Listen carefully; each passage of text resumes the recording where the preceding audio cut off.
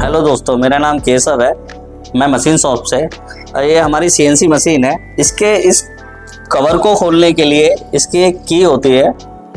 पहले ये घूम जाती थी तो हम इसे ढूंढना पड़ता था, हमारा जो वेटिंग टाइम हो जाता था। अभी फिर हमने एक इम्प्रूवमेंट किया, इसमें एक काइजन फॉर्म के साथ पहले यहाँ लगा दी गई।